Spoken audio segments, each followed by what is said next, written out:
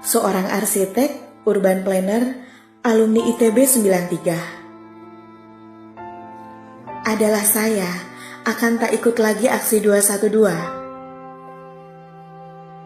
Saya anggap dunia adalah soal bagaimana hidup dan cari kehidupan. Bagaimana menikmati dan lebih baik dari manusia lain. Bagaimana bisa punya status baik, dihargai dengan apa yang dipunya, dan sedikit jalan-jalan menikmati dunia. Saya anggap orang yang maju dalam agama itu adalah yang berpikiran luas dan penuh toleransi. Saya anggap tak perlulah terlalu fanatis akan sesuatu. Tak perlu reaktif akan sesuatu. Keep calm, be cool. Janganlah sesekali dan ikut-ikutan jadi orang norak. Ikut kelompok jingkrang-jingkrang dan tak apalah itu namanya. Saya tak ikut aksi bela agama ini itu, kalian jangan usil. Jangan dengan kalian ikut saya tidak, artinya kalian masuk surga saya tidak. Saya ini beragama loh. Saya ikut berpuasa. Saya bersedekah dan beramal. Saya bantu orang-orang, bantu saudara-saudara saya juga. Jangan kalian tanya-tanya soal peran saya ke lingkungan. Kalian lihat orang-orang respek pada saya. Teman pun aku banyak. Tiap kotak sumbangan aku isi. Saya masih heran, apa sih salah seorang Ahok? Dia sudah bantu banyak orang. Dia memang rada kasar, tapi hatinya baik kok. Saya hargai apa yang sudah dia buat bagi Jakarta. Saya anggap aksi ini itu hanya soal politis karena kebetulan ada pilkada. Saya tak mau terbawa-bawa arus seperti teman-teman kantor yang tiba-tiba juga mau ikut aksi. Saya anggap itu terlalu berlebihan dan terlalu cari-cari sensasi. Paling juga mau selfie-selfie.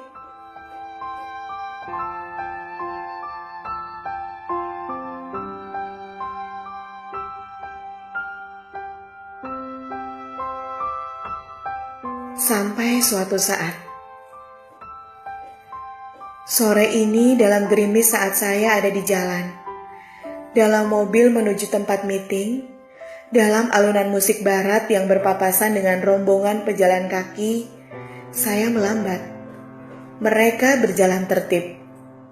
Barisannya panjang sekali. Pakai baju putih-putih, rompi hitam, dan hanya beralas sendal.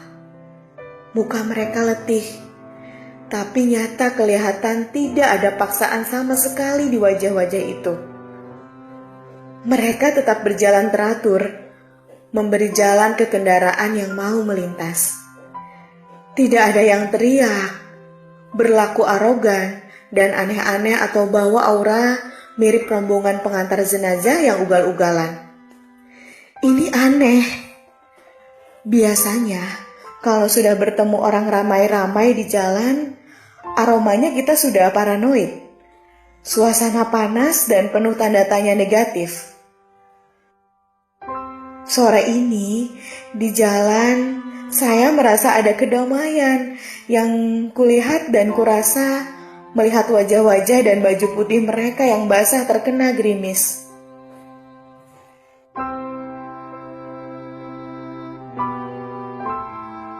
Papasan berlalu. Aku setel radio lain. Ada berita. Rombongan peserta aksi jalan kaki dari Ciamis dan kota-kota lain sudah memasuki kota. Ada nama jalan yang mereka lalui. Aku sambungkan semua informasi. Ternyata yang aku berpapasan tadi adalah rombongan itu. Aku tertegun.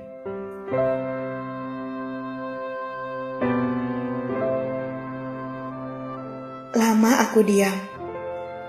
Otakku serasa terkunci. Analisaku soal bagaimana orang beragama sibuk sekali mencari alasan, tak kutemukan apapun yang sesuai dengan pemikiranku. Apa yang membuat mereka rela melakukan itu semua? Apa kira-kira? Aku makin sibuk berpikir. Apa menurutku mereka itu berlebihan? Rasanya tidak. Aku melihat sendiri muka-muka ikhlas itu. Apa mereka ada tujuan-tujuan politik? Aku rasa tidak. Kebanyakan orang sekarang mempunyai tujuan bukan dengan cara-cara itu. Apakah orang-orang dengan tujuan politik yang gerakan mereka itu? Aku hitung-hitung, dari informasi akan ada jutaan peserta aksi. Berapa biaya yang harus dikeluarkan untuk itu kalau ini tujuan kelompok tertentu? Angkanya fantastis.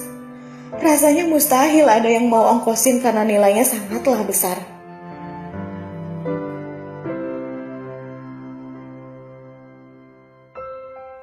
Aku dalam berpikir, dalam mobil, masih dalam gerimis, kembali berpapasan dengan kelompok lain. Berbaju putih juga, basah kuyup juga. Terlihat di pinggir-pinggir jalan, anak-anak sekolah membagikan minuman air mineral ukuran gelas. Sedikit kue-kue warung ke mereka. Sepertinya itu dari uang jajan mereka yang tak seberapa. Aku terdiam makin dalam. Ya Allah, kenapa aku begitu buruk berpikir selama ini? Kenapa hanya hal-hal jelek yang mau aku lihat tentang agamaku? Kenapa dengan cara pandangku soal agamaku?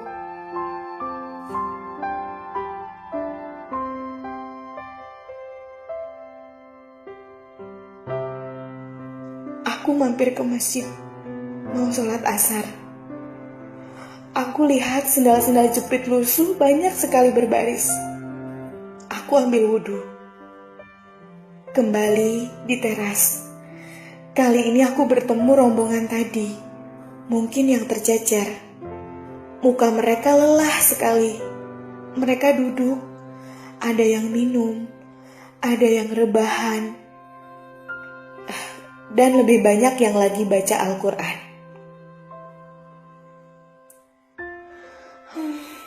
Aku sholat sendiri. Tak lama punggungku dicolek dari belakang. Tanda minta aku jadi imam. Aku cium aroma tubuh-tubuh dan baju basah dari belakang. Aku takbir sujud. Ada lagi yang mencolek. Nah, kali ini hatiku yang dicolek. Entah kenapa, hatiku bergetar sekali. Aku sujud cukup lama. Mereka juga diam. Aku bangkit duduk. Aku tak sadar. Ada air bening mengalir.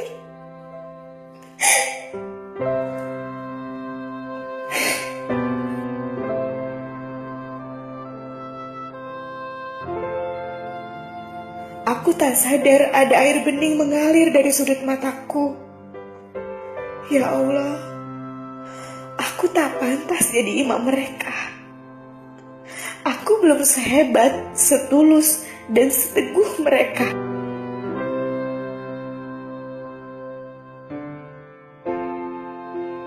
Bagiku, agama hanya hal-hal manis, tentang hidup indah, tentang toleransi, humanis, pluralis, penuh gaya, in style, bla bla bla.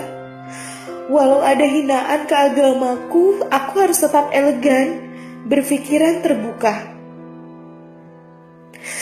Kenapa kau pertemukan mereka dan aku hari ini, ya Allah?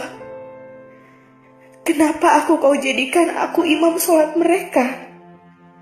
Apa yang hendak kau sampaikan secara pribadi ke aku? Hanya 3 rakaat aku imami mereka. Hatiku luluh, ya Allah. Mataku merah nahan haru. Mereka colek lagi punggungku. Ada anak kecil usia belasan cium tanganku. Mukanya kuyu tapi tetap senyum. Agak malu-malu aku peluk dia. Dadaku bergetar, tercium bau keringatnya. Dan itu tak bau sama sekali.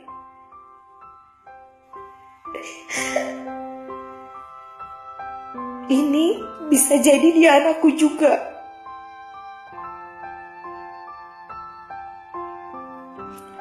Apa yang telah kuajarkan anakku soal Islam? Apakah dia levelnya sekelas anak kecil ini? Gerimis saja, aku suruh anakku berteduh. Dia demam sedikit, aku panik. Aku nangis dalam hati. Di baju putihnya ada tulisan nama sekolah, SMP Ciamis. Ratusan kilo dari sini. Kakinya bengkak karena berjalan sejak dari rumah. Dia cerita, bapaknya tak bisa ikut karena sakit dan hanya hidup dari membeca. Bapaknya mau bawa beca ke Jakarta, bantu nanti kalau ada yang capek, tapi dia larang. Aku dipermalukan berulang-ulang di masjid ini. Aku sudah tak kuat, ya Allah. Mereka bangkit, ambil tas-tas dan kresek putih dari sudut masjid, kembali berjalan. Meninggalkan aku sendirian di masjid. Rasa-rasanya melihat punggung-punggung putih itu hipang dari pagar masjid, aku seperti sudah ditinggal mereka yang menuju surga. Kali ini aku yang norak. Aku sujud, lalu aku sholat sunat 2 rakaat. Air mataku keluar lagi. Kali ini cukup banyak. Untung lagi sendirian. Sudah jam 5-an. Lama aku di masjid. Serasa terkunci tubuhku di sini. Meeting dengan klien sepertinya batal. Aku mikir lagi soal keislamanku, soal komitmenku ke Allah. Allah yang telah ciptakan aku, yang memberi ibu bapakku rezeki, sampai aku dewasa dan bangga seperti hari ini. Di mana posisi pembelaanku ke agama hari ini? Di mana posisi pembelaanku ke agamaku hari ini? Ada di mana? Imanku sudah aku buat nyasar di mana? Aku naik ke mobil. Aku mikir lagi. Kali ini tanpa rasa curiga. Kurasa ada sumbat besar yang telah lepas dalam benakku selama ini.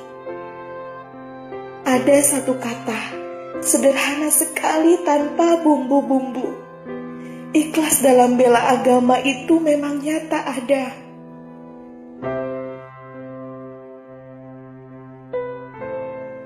Aku mampir di minimarket. Kali ini juga makin ikhlas, makin mantap. Aku beli beberapa dus air mineral, makanan kering. Isi dompetku aku habiskan penuh emosional. Ini kebanggaanku yang pertama dalam hidup saat beramal. Aku bahagia sekali. Ya Allah, izinkan aku kembali ke jalanmu yang lurus, yang lapang, penuh kepasrahan dan kebersihan hati. Ya Allah, izinkan aku besok ikut sholat Jumat dan berdoa bersama saudara-saudaraku yang sebenarnya. Orang-orang yang sangat ikhlas membelamu. Besok, tak ada jarak mereka denganmu, ya Allah. Aku juga mau begitu. Ada di antara mereka anak kecil yang basah kuyup hari ini.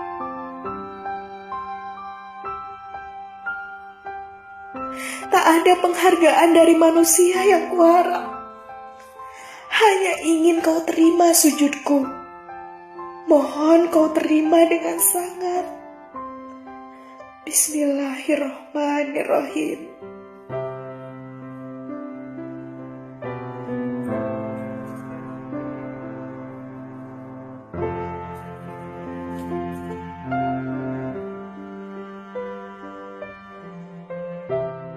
Terima kasih telah menyaksikan video dari Yahanana Channel. Sampai bertemu lagi di video selanjutnya. Wassalamualaikum warahmatullahi wabarakatuh.